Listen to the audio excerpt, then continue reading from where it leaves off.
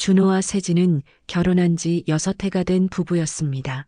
그들은 35살 준호와 32살 세진, 그리고 4살배기 아들 하람, 이렇게 세 식구가 살고 있었죠.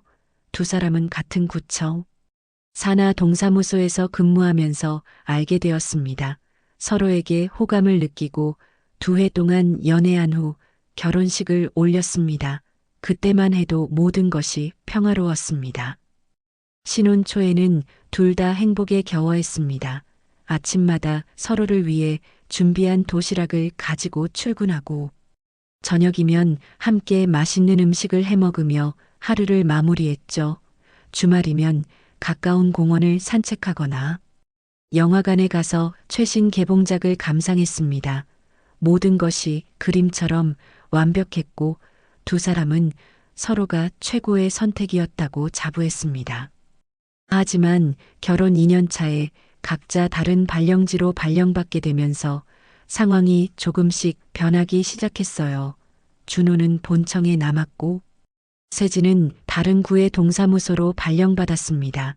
처음에는 큰 문제가 없었습니다. 출퇴근 시간이 조금 달라졌을 뿐이었으니까요. 하지만 점차 서로 마주치는 시간이 줄어들었고 대화도 예전 같지 않았습니다. 세진이 임신하고 하람이 태어나면서 두 사람의 생활은 더욱 바빠졌어요. 준호는 승진을 위해 야근이 잦아졌고 세진은 육아와 직장을 병행하느라 늘 지쳐 있었습니다. 서로를 바라볼 여유가 없어지면서 그들 사이에는 보이지 않는 벽이 조금씩 쌓이기 시작했죠. 아들 하람은 건강하게 자랐고 4살이 된 지금은 활발하고 호기심 많은 아이로 성장했습니다. 준호는 하람을 무척 사랑했어요. 퇴근 후에는 항상 하람과 놀아주며 아빠로서의 역할을 충실히 했습니다. 세진도 바쁜 와중에도 하람을 위해 최선을 다했죠. 겉으로 보기에 그들은 평범하고 행복한 가정이었습니다. 하지만 모든 가정에는 드러나지 않는 비밀이 있는 법이죠. 준호와 세진의 가정도 예외는 아니었습니다. 표면적으로는 평화로워 보였지만 그 아래에서는 서서히 균열이 생기고 있었습니다. 아무도 그 균열이 언젠가 무너질 만큼 커질 것이라고 예상하지 못했죠. 평온했던 일상은 곧 뒤흔들릴 준비를 하고 있었습니다. 세진은 26에 공무원이 되었고 30에 결혼했습니다. 그녀의 주변 친구들은 아직 연애를 즐기거나 자유롭게 여행을 다니는데 세진은 이미 아내와 엄마라는 책임을 짊어지고 있었죠. 때때로 세진은 자신이 청춘을 제대로 누리지 못했다는 생각에 사로잡혔습니다. 육아와 직장 사이에서 자신만의 시간은 거의 없었고 그런 일상이 반복되면서 점점 갑갑함을 느꼈어요. 어느 날 세진의 부서에 새로운 직원이 배치되었습니다. 33살의 지훈이었죠. 지훈은 키가 크고 어깨가 넓으며 도시적인 이미지를 가진 남자였습니다. 그는 민원인들에게도 인기가 많았고 동료들 사이에서도 평이 좋았어요.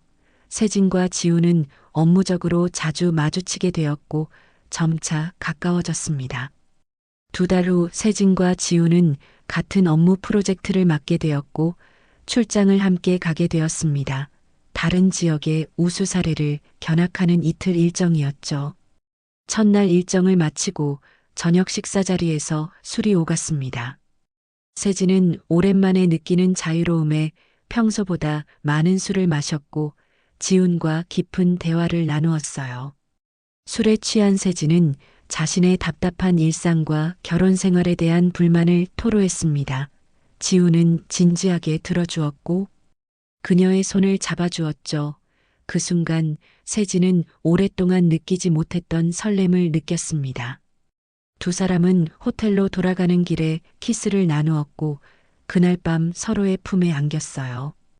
다음 날 아침 세진은 심한 죄책감에 시달렸습니다. 하지만 지훈은 자연스럽게 어젯밤 일을 넘기며 세진을 편안하게 해주었죠. 출장에서 돌아온 후에도 두 사람은 평소처럼 업무를 했지만 서로를 바라보는 눈빛은 달라져 있었습니다.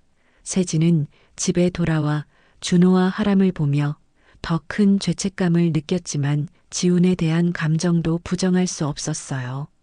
시간이 흐르면서 지훈과 세진은 점점 가까워졌습니다. 업무상 만남이 잦아졌고 퇴근 후 따로 만나는 일도 생겼죠. 세진은 준호에게는 야근이나 회식이라고 거짓말을 했습니다. 그녀는 두 개의 다른 삶을 살기 시작했어요.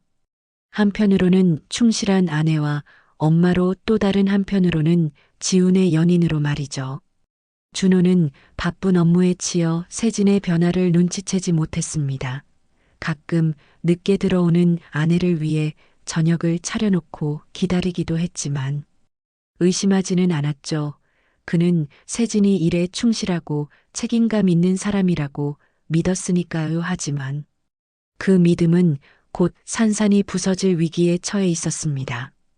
세진과 지훈의 관계는 점점 깊어졌습니다. 그들은 출장이 있을 때마다 같은 방을 쓰며 하룻밤을 보냈고 서로에 대한 감정도 단순한 일탈을 넘어 진지해졌어요. 지훈은 여러 번 세진에게 이혼을 권했지만 세진은 하람 때문에 결정을 내리지 못했습니다. 그녀는 두 남자 사이에서 갈등했죠. 그러던 어느 날 준호가 둘째 계획에 대해 이야기를 꺼냈습니다. 그는 하람이 외롭지 않게 동생을 만들어주고 싶다고 했어요.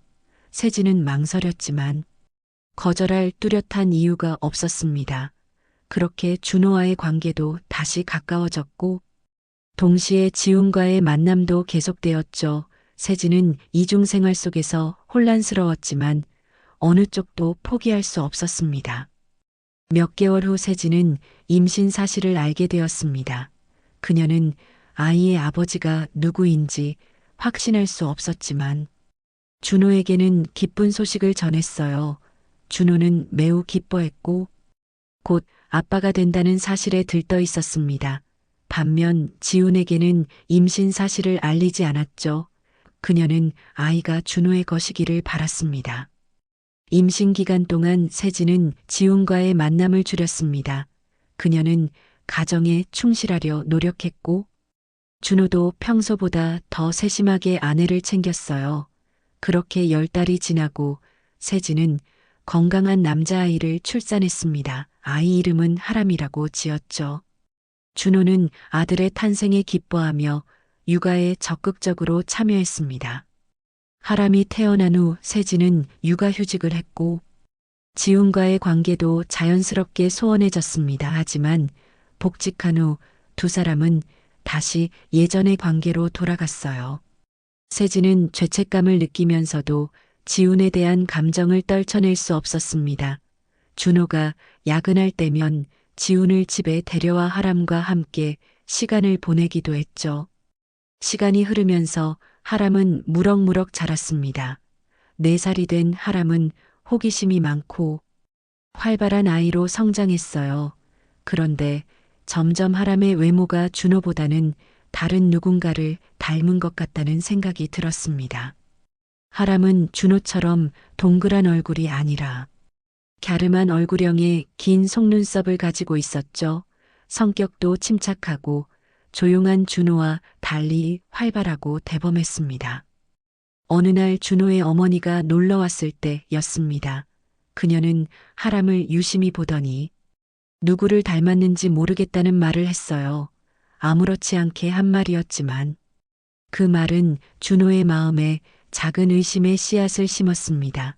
그는 하람의 얼굴을 자세히 들여다보기 시작했고 자신과 닮은 점을 찾으려 애썼죠. 하지만 찾을수록 오히려 다른 점만 더 눈에 띄었습니다.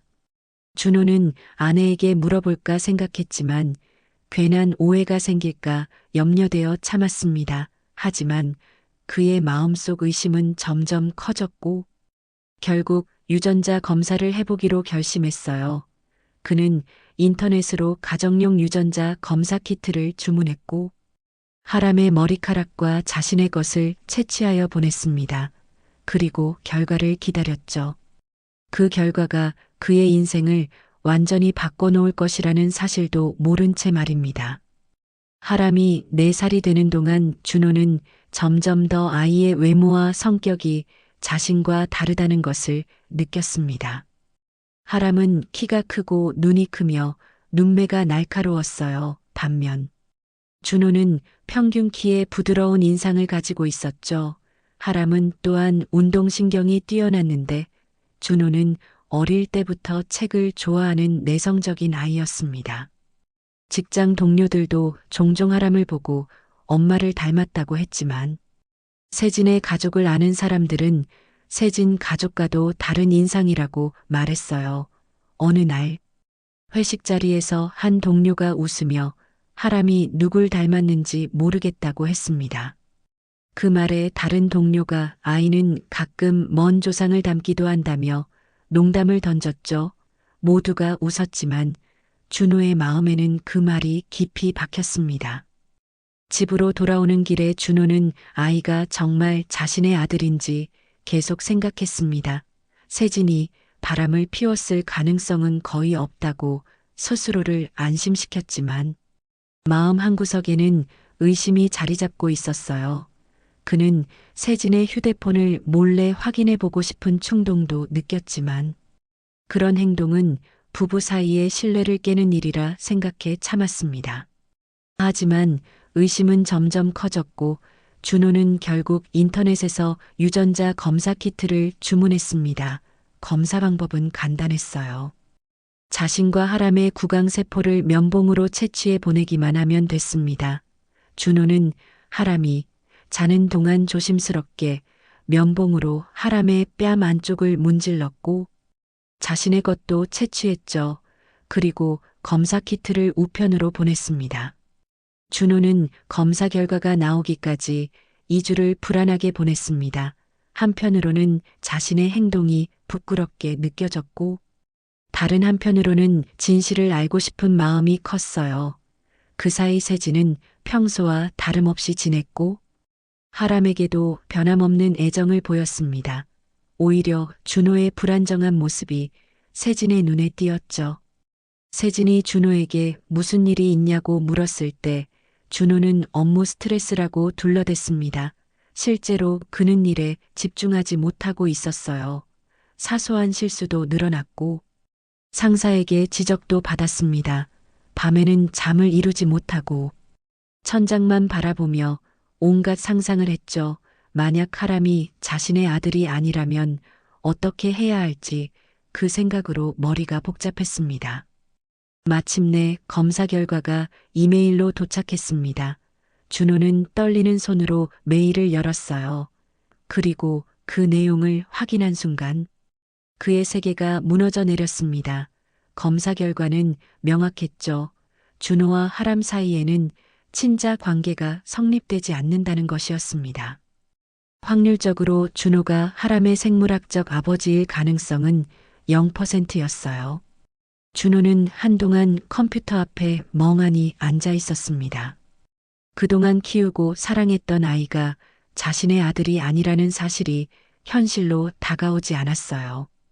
분노, 배신감, 슬픔이 한꺼번에 밀려왔습니다.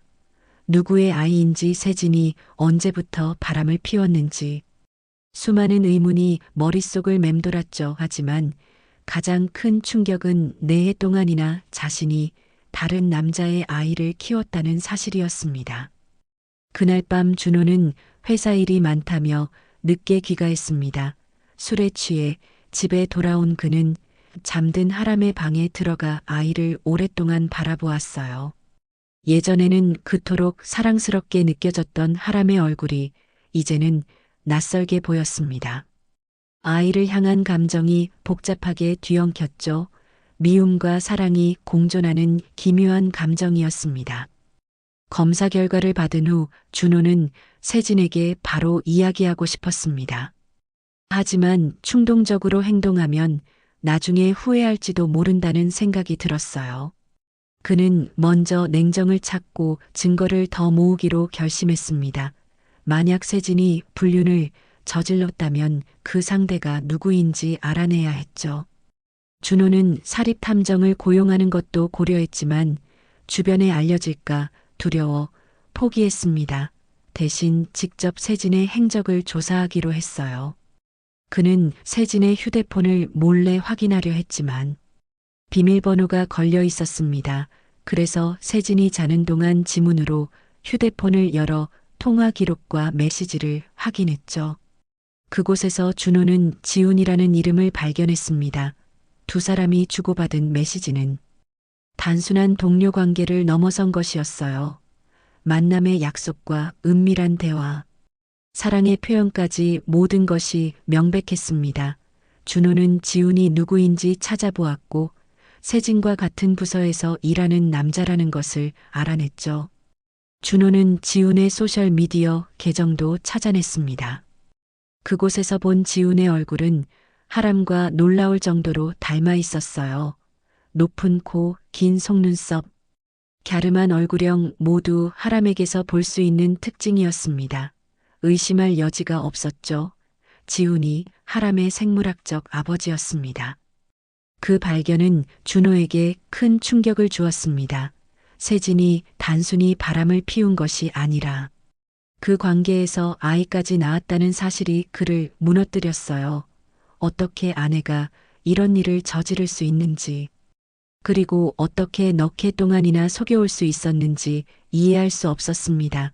분노와 배신감이 그를 사로잡았죠. 하지만 준호는 감정을 드러내지 않고 일상을 유지했습니다. 그는 법적으로 유리한 위치에 서기 위해 증거를 더 모으고 싶었어요. 그래서 변호사를 만나 상담을 받았고 앞으로의 계획을 세웠습니다. 변호사는 이혼 소송과 함께 위자료 청구가 가능하다고 조언했죠. 준호는 세진과 지훈 모두에게 법적 책임을 물을 작정이었습니다. 준호는 또한 출장이나 야근이 있을 때 세진이 실제로 어디에 있는지 확인하기 시작했습니다. 몇 번의 미행 끝에 그는 세진이 지훈과 모텔에서 만나는 것을 목격했어요. 그 장면을 사진으로 찍어 증거로 확보했습니다. 그리고 둘이 만나는 날짜와 장소를 꼼꼼히 기록했죠. 증거 수집이 계속되는 동안 준호는 하람을 대하는 방식도 변했습니다. 예전처럼 적극적으로 놀아주지 않았고 거리를 두기 시작했어요. 하람은 아빠의 변화를 느끼고 더 준호에게 다가오려 했지만 준호는 마음의 문을 닫았습니다. 때로는 하람을 볼 때마다 세진의 배신이 떠올라 화가 치밀기도 했죠. 세진은 준호의 변화를 눈치챘지만 그 이유를 알지 못했습니다. 그녀는 준호에게 무슨 일이 있는지 물었지만 준호는 일 때문에 피곤하다고만 했어요. 세진은 죄책감에 시달리면서도 지훈과의 관계를 계속 이어갔습니다. 그녀는 자신의 비밀이 곧 드러날 것이라고는 상상도 하지 못했죠. 준호는 변호사와 상의하여 이혼 소송과 위자료 청구를 준비했습니다. 모든 증거 자료가 충분히 모였다고 판단했을 때 그는 마지막 단계를 계획했어요. 세진이 하지 않은 잘못을 덮어씌우고 싶지 않았기에 4해 동안 속여온 것에 대한 책임만 묻기로 했습니다. 아픔은 컸지만 그는 가능한 한 냉정하게 상황을 처리하고 싶었죠. 준호는 출근길에 변호사 사무실에 들러 서류를 최종 검토했습니다. 모든 증거가 정리되었고 이혼 소송을 제기할 준비가 끝났어요. 그는 변호사에게 고개를 끄덕이며 절차를 진행해달라고 부탁했습니다. 이제 세진에게 모든 것을 알려야 할 시간이었죠. 집으로 돌아온 준호는 평소와 다름없이 행동했습니다. 그는 하람이 잠든 후 세진과 대화할 계획이었어요. 저녁 식사를 마치고 하람이 잠들기를 기다렸습니다. 긴장감에 가슴이 뛰었지만 겉으로는 태연한 척했죠. 세진은 준호의 어색한 분위기를 느꼈는지 몇 번이나 괜찮냐고 물었습니다. 하람이 잠든 후 준호는 세진에게 거실로 오라고 했습니다. 그는 테이블 위에 증거 자료가 담긴 파일을 올려놓았어요. 세진이 의아한 표정으로 앉자 준호는 조용히 입을 열었습니다. 하람이 자신의 아들이 아니라는 사실을 알고 있다고 말했죠. 세진의 얼굴이 순간 창백해졌습니다. 세진은 처음에 부인하려 했지만 준호가 유전자 검사 결과를 보여주자 말문이 막혔습니다. 그녀는 떨리는 손으로 자료를 받아들었어요. 결과를 확인한 세진의 눈에서 눈물이 흘러내렸습니다. 준호는 감정을 억누르며 지훈과의 관계에 대해서도 알고 있다고 덧붙였죠. 세진은 모든 것을 인정했습니다. 지훈과의 만남이 단순한 실수로 시작되었지만 감정이 깊어져 헤어질 수 없었다고 고백했어요. 하람이 지훈의 아이라는 것을 출산 후에 알았지만 가정을 지키기 위해 진실을 숨겼다고 했습니다. 그녀는 준호에게 용서를 빌었지만 준호의 마음은 이미 굳어져 있었죠. 준호는 냉정하게 이혼을 원한다고 말했습니다. 그는 이미 변호사를 통해 소송을 준비했고 지훈을 상대로 위자료 청구도 할 것이라고 했어요. 세진은 놀라움과 공포에 휩싸였습니다. 그녀는 무릎을 꿇고 용서를 빌었지만 준호는 마음을 돌리지 않았죠. 4해 동안의 거짓말은 용서할 수 없는 일이었습니다. 세진은 하람을 위해서라도 다시 생각해달라고 간청했습니다. 하지만 준호는 하람이 자신의 아들이 아니라는 사실이 더 이상 함께할 수 없는 이유라고 말했어요. 그는 법적으로는 하람의 아버지였지만 앞으로 관계를 유지하기가 어렵다고 했습니다. 그 말에 세진은 격렬하게 울음을 터뜨렸죠. 준호는 세진에게 지훈에게 연락하여 상황을 설명하라고 했습니다. 그리고 다음 날까지 짐을 정리하여 집을 나가달라고 요청했어요. 세진은 하람을 두고 갈 수 없다며 항의했지만 준호는 하람의 양육권은 법원에서 결정될 문제라고 선을 그었습니다. 그는 이미 모든 것을 포기할 준비가 되어 있었죠. 세진은 결국 지훈에게 전화를 걸었습니다. 통화 내용이 들리지는 않았지만 세진의 울음소리만 들려왔어요. 준호는 침실로 들어가 문을 닫고 잠을 청했습니다. 하지만 잠은 오지 않았죠. 그는 천장을 바라보며 지난 6해를 생각했습니다. 모든 순간이 거짓이었다는 생각에 가슴이 찢어지는 것 같았습니다. 다음 날 아침 준호가 일어났을 때 세진은 이미 짐을 싸고 있었습니다. 그녀는 밤새 울었는지 눈이 붓고 얼굴이 창백했어요. 하람은 아직 자고 있었습니다. 세진은 준호에게 하람에게 어떻게 설명할 것인지 물었지만 준호는 대답하지 않았죠. 그는 출근 준비를 하며 세진을 무시했습니다. 세진이 집을 나가기 전 준호는 마지막으로 한마디를 남겼습니다. 법정에서 만나자는 말이었어요. 그 말에 세진은 고개를 숙이고 한숨을 내쉬었습니다. 그녀는 하람의 방으로 가서 자고 있는 아이의 이마에 키스를 하고 눈물을 훔쳤죠. 그리고 조용히 집을 나섰습니다. 준호는 창밖으로 세진이 짐을 들고 택시에 타는 모습을 지켜보았습니다. 세진이 집을 나간 후 준호는 하람에게 엄마가 잠시 친척집에 다녀온다고 설명했습니다. 하람은 엄마가 언제 돌아오냐고 물었지만 준호는 명확한 대답을 피했어요. 그는 갑자기 바뀐 상황에 혼란스러워하는 하람을 어떻게 대해야 할지 막막했습니다. 아이를 볼 때마다 세진의 배신이 떠올랐지만 하람에게는 잘못이 없다는 것도 알았죠. 이혼 소송과 위자료 청구는 빠르게 진행되었습니다. 준호가 확실한 증거를 가지고 있었기 때문에 법적 절차는 유리하게 흘러갔어요. 세진과 지훈은 불륜 사실을 인정했고 하람의 생물학적 아버지가 지훈이라는 사실도 확인되었습니다. 이로써 준호는 혼인 파탄의 책임이 세진에게 있음을 입증했죠.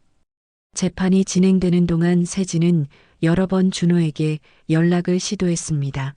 그녀는 하람이 엄마를 찾는다며 만남을 요청했지만 준호는 변호사를 통해서만 소통했어요. 그는 세진이 지훈과 함께 살고 있다는 소식을 들었고 그것이 그의 결정을 더욱 굳게 만들었습니다. 준호는 하람의 양육권에 대해서도 생각해야 했죠. 준호는 깊은 고민 끝에 하람의 양육권을 세진에게 넘기기로 결정했습니다. 비록 넉 해 동안 아들처럼 키웠지만 생물학적으로는 자신의 아이가 아니었고 지훈이 하람의 진짜 아버지였으니까요. 무엇보다 하람이 엄마와 함께 사는 것이 아이에게 더 나을 것이라고 판단했습니다. 그것은 고통스러운 결정이었지만 준호는 이기적인 선택을 하고 싶지 않았습니다. 양육권 문제가 해결되자 세진은 준호에게 하람과 작별 인사를 할 기회를 달라고 요청했습니다. 처음에는 거절했지만 변호사의 조언에 따라 준호는 마지막 만남에 동의했어요. 만남 장소는 준호의 집으로 정해졌고 세진은 하람을 데리러 오기로 했습니다. 준호는 하람에게 어떤 말을 해야 할지 며칠 밤을 뒤척였습니다. 약속된 날 준호는 하람에게 새로운 집으로 이사 간다고 설명했습니다. 하람은 아빠도 함께 가냐고 물었고 준호는 고개를 저었어요. 아빠는 이 집에 계속 살 거라고. 그러나 자주 보러 오겠다고 말했습니다. 사실 그것은 거짓말이었지만 갑작스러운 이별을 완화하기 위한 배려였죠. 세진이 도착했을 때 하람은 기뻐하며 엄마에게 달려갔습니다. 세진은 아이를 꼭 안으며 눈물을 참았어요. 그녀는 준호에게 감사하다는 말과 함께 앞으로 하람을 잘 키우겠다고 약속했습니다. 준호는 무표정한 얼굴로 고개만 끄덕였죠. 그는 감정을 드러내지 않으려 했지만 하람이 떠나는 모습을 보는 것은 생각보다 더 고통스러웠습니다. 하람은 준호에게 인사를 하러 왔습니다. 아빠 잘 있어요. 자주 보러 올게요라고 말하며 포옹을 요청했어요. 준호는 마지막으로 하람을 안아주었습니다. 그 작은 몸이 자신의 품에 안겨 있는 감각이 너무나 익숙했죠. 준호는 하람의 머리를 쓰다듬으며 앞으로 행복하게 지내라고 속삭였습니다. 그 순간 눈물이 흘러내렸지만 재빨리 닦아냈습니다. 세진과 하람이 떠난 후 준호는 텅 빈 집에 홀로 남았습니다. 하람의 방은 그대로 두었지만 장난감과 옷까지는 대부분 가져갔어요. 침대 위에는 하람이 가장 좋아하던 곰 인형만 남겨져 있었습니다. 준호는 그 인형을 집어들고 오랫동안 바라보았죠. 넉 해 동안의 기억이 주마등처럼 스쳐 지나갔습니다. 다음 날 법원에서 최종 이혼 판결이 내려졌습니다. 준호와 세진의 결혼 생활은 공식적으로 끝이 났어요. 위자료도 준호가 요구한 대로 결정되었고 하람의 양육권은 세진이 갖게 되었습니다. 재판장이 판결문을 읽는 동안 준호는 세진을 바라보았죠. 한때 사랑했던 여인의 얼굴에는 후회와 슬픔이 가득했습니다. 재판이 끝난 후 준호는 법원 복도에서 세진과 마주쳤습니다. 세진은 지훈과 함께 있었고 그들 옆에는 하람이 서 있었어요. 준호는 잠시 걸음을 멈추었습니다. 하람은 준호를 보자 반가워하며 달려오려 했지만 세진이 아이의 손을 꼭 잡았죠. 준호는 하람에게 작게 손을 흔들어 인사한 후 빠르게 자리를 떠났습니다. 이혼 후 준호는 새로운 삶을 시작하려 노력했습니다. 다른 지역으로 발령을 신청했고 새 아파트로 이사했어요. 모든 것을 새롭게 시작하고 싶었습니다. 하지만 과거의 기억은 쉽게 지워지지 않았죠. 특히 하람에 대한 그리움은 시간이 지나도 사그라들지 않았습니다. 비록 생물학적으로는 자신의 아들이 아니었지만 넉 해 동안 정이 들었던 것이니까요. 어느 날 준호는 길을 걷다 우연히 세진과 하람을 마주쳤습니다. 하람은 많이 자라 있었고 더 지훈을 닮아 보였어요. 하람은 준호를 알아보고 반갑게 인사했습니다. 아빠라고 부르지는 않았지만 준호 아저씨라고 부르며 반가워했죠. 세진은 어색한 미소를 지으며 하람을 데리고 서둘러 자리를 떠났습니다. 그 만남 이후 준호는 다시 한번 자신의 선택에 대해 생각했습니다. 하람의 양육권을 포기한 것이 옳은 결정이었는지 스스로에게 물었어요. 법적으로는 하람의 아버지였지만 진실을 알게 된 이상 새 출발을 위해서는 완전한 단절이 필요하다고 생각했습니다. 그것이 자신에게도 하람에게도 더 나은 선택이라고 믿었죠. 시간이 흐르고 준호는 새로운 인연을 만났습니다. 그의 부서에 새로 온 유진이라는 여성이었어요. 그녀는 이혼 경험이 있는 싱글맘으로 6살 딸아이가 있었습니다. 처음에는 단순한 동료 관계였지만 점차 서로에게 마음이 생겼죠. 준호는 유진에게 자신의 과거를 솔직하게 털어놓았고 유진은 그를 이해해 주었습니다. 준호와 유진이 교제한 지 1년이 지날 무렵 둘은 결혼을 결심했습니다. 유진의 딸 민지도 준호를 좋아했고 새로운 가족을 이루는데 어려움이 없었어요. 재혼식은 소박하게 진행되었고 가까운 친구와 가족만 초대했습니다. 준호는 오랜만에 행복을 느꼈죠. 비록 하람에 대한 마음은 여전히 남아 있었지만 새 삶에 충실하고자 했습니다. 결혼 후 어느 날 준호는 민지의 학교 행사에 참석했습니다. 그곳에서 우연히 세진과 하람을 다시 만났어요. 이번에는 지훈도 함께였습니다. 하람은 초등학교에 입학했고 또래 아이들과 어울려 놀고 있었습니다. 준호는 멀리서 하람을 바라보았죠. 세진과 지훈은 준호를 발견하고 어색하게 인사했습니다. 그들은 짧은 대화를 나누었습니다. 세진은 하람이 학교에 잘 적응하고 있다고 말했고 지훈은 조심스럽게 준호에게 고마움을 표현했어요. 준호가 어떤 의미로 고맙다는 건지 묻자 지훈은 하람을 처음 넉 해 동안 잘 키워줘서 고맙다고 했습니다. 그 말에 준호는 씁쓸한 미소를 지었죠. 감사할 일이 아니라고 말했습니다. 행사가 끝나갈 무렵 하람이 준호에게 다가왔습니다. 아빠와는 많이 달라졌다고 말하며 웃었어요. 준호는 놀랐지만 아이가 자신을 기억하고 있다는 사실에 마음이 따뜻해졌습니다. 하람은 학교에서 배운 것들을 자랑하듯 이야기했고 준호는 관심 있게 들어주었죠. 그때 유진과 민지가 다가와 준호를 불렀습니다. 준호는 하람에게 새 가족을 소개했습니다. 하람은 민지에게 반갑게 인사했고 두 아이는 금세 친해졌어요. 세진과 지훈도 다가와 유진과 인사를 나누었습니다. 어색한 분위기였지만 각자 새로운 삶을 살아가고 있다는 사실을 인정하는 시간이었죠. 헤어지기 전 하람은 준호에게 작은 종이를 건넸습니다. 자신이 그린 그림이었어요. 집으로 돌아온 준호는 하람의 그림을 펼쳐보았습니다. 그림에는 두 가족이 함께 있는 모습이 그려져 있었어요. 한쪽에는 하람과 세진, 지훈이, 다른 한쪽에는 준호와 유진, 민지가 있었습니다. 그림 위에는 내가 사랑하는 두 가족이라고 적혀 있었죠. 준호의 눈에서 눈물이 흘러내렸습니다. 준호는 그 그림을 소중히 간직했습니다. 비록 생물학적으로는 아버지가 아니었지만 하람의 마음속에는 여전히 가족으로 남아있다는 사실이 위로가 되었어요. 그는 유진에게 기대어 그동안의 이야기를 털어놓았습니다. 유진은 조용히 들어주며 준호의 손을 잡아주었죠. 준호는 비로소 과거를 받아들이고 앞으로 나아갈 수 있게 되었습니다. 넉 해 동안의 거짓 속에서 살았지만 그 시간이 모두 헛된 것은 아니었다고 준호는 생각했습니다. 아픔을 통해 성장했고 새로운 행복을 찾을 수 있었으니까요. 하람에게도 어떤 형태로든 의미 있는 존재였다는 사실만으로도 위안이 되었습니다. 준호는 이제 진정한 의미의 새 출발을 할 준비가 되었습니다.